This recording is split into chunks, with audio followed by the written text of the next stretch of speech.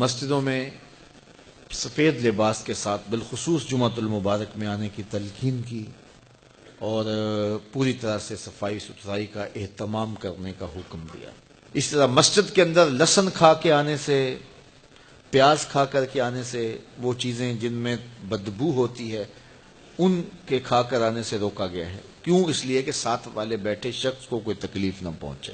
جب وہ مسجد میں سرسوں کے تیل کے دیے ہوتے تھے، کسی زمانے میں آپ نے دیکھے ہوں گے، یہ مٹی کا تیل چونکہ بدبودار ہوتا ہے مسجدوں میں نہیں جلایا جاتا تھا، سرسوں کے تیل کے دیے ہوتے تھے، تو اس کو لوگ مسجد میں جلا لیا کرتے، لیکن اعلیٰ حضرت جب اس کو مسجد میں روشن کرتے تو پہلے مسجد سے باہر لے جاتے، پھر اس کو آگ لگاتے، پھر واپس مسجد میں لے کے آتے۔ تو کسی نے کہا حضرت آپ اتنا تکلف کیوں کرتے ہیں؟ فرمایا کہ یہ جو دیا سلائی ہوتی ہے نا، جب اس کو جلایا جاتا ہے اس میں گندک ہوتی ہے تو بدبو نکلتی ہے، میں گوارا نہیں کرتا کہ اتنی بدبو بھی اللہ کے گھر میں پھیلے۔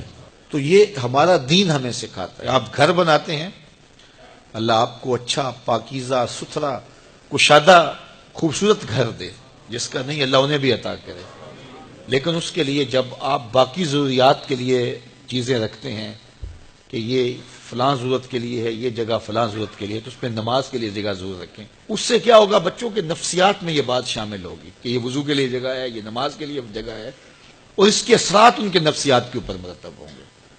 تو عموماً ہم ہر چیز بنا لیتے ہیں، لیکن یہ جو ضروری چیز ہے دن میں 5 مرتبہ جس کا معاملہ ہے، اگر مرد مسجد میں جاتے ہیں تو خواتین تو گھر میں ہوتی ہیں، چھوٹے بچے تو ہوتے ہیں، تو یہ اہتمام ہونا چاہیے کہ یہ اسپیشل وضو کی جگہ ہے، یہ نماز کی جگہ ہے۔ اس کو کہتے ہیں مسجد البیت، گھر کی مسجد۔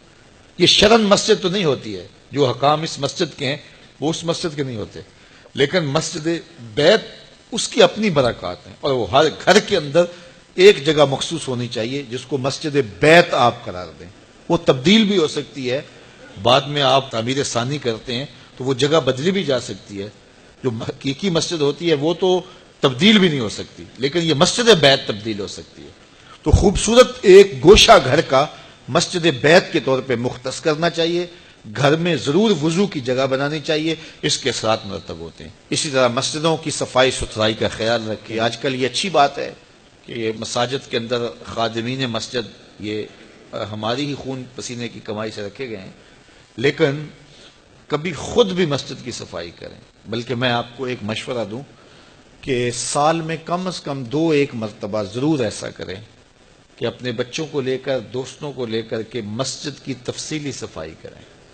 مولوی صاحب کے پاس جائیں، کہیں کہ حضرت ہم ایک دن دینا چاہتے ہیں مسجد کی صفائی کے لیے، تو پورا لنگوٹا کس لیں اچھی طرح سے، اور مسجد کو دھوئیں بھی، صفیں بھی خوب جھاڑیں اس کی، اور اس کی دیگر دیواروں پر، پنکھوں پر لگی ہوئی گرد میل جھاڑیں، پورا دن لگ جائے چاہے۔